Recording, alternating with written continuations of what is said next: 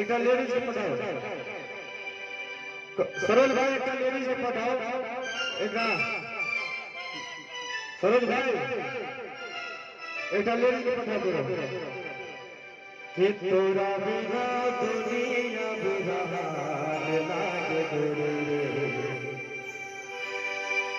भूल गेला तू ही तो ओ मेरी आँखी करते हरे भूल गेला तू ही तो ओ मेरी आँखी करते अजियत जिंदगिया सुनसान लागे गोरे तेरा बिना कि तेरा बिना दुनिया बिना तेरा बिना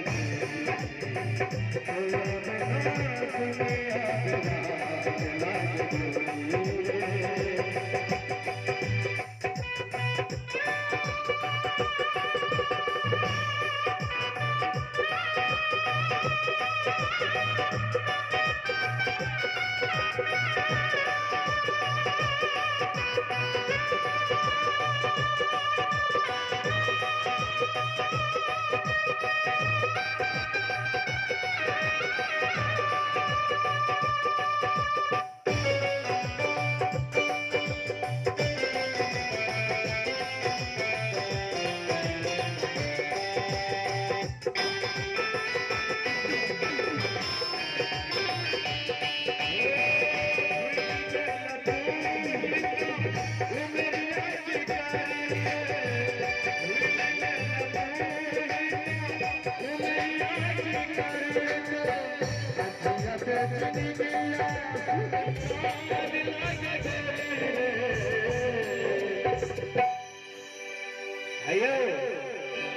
देखी देखी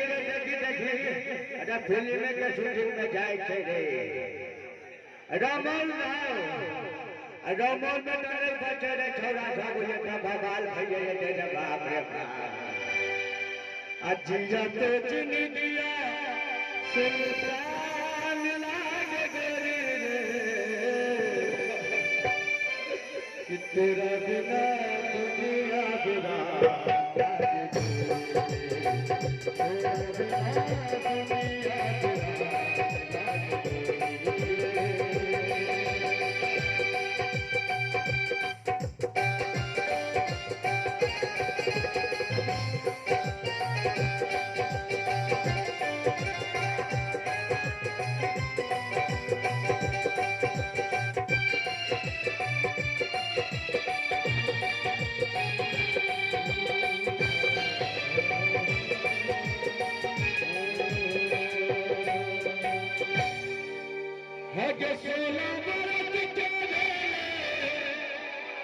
ये प्यार नहीं भिनो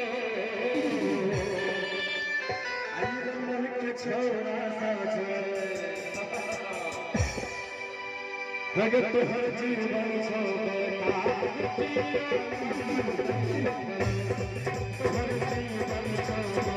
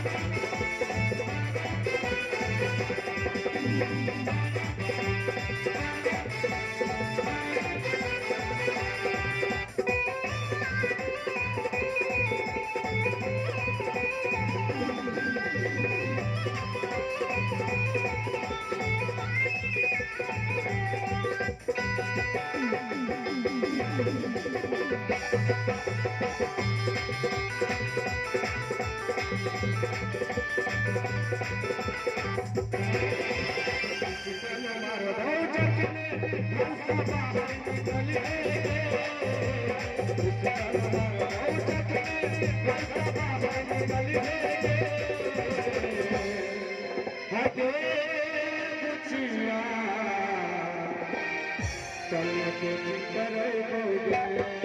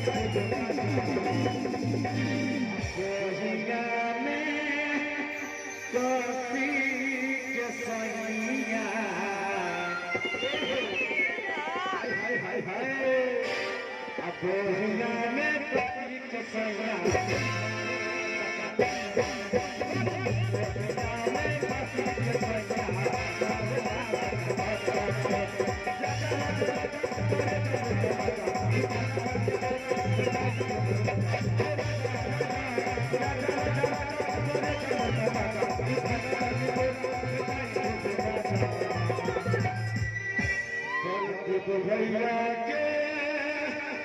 हो गए सवारा के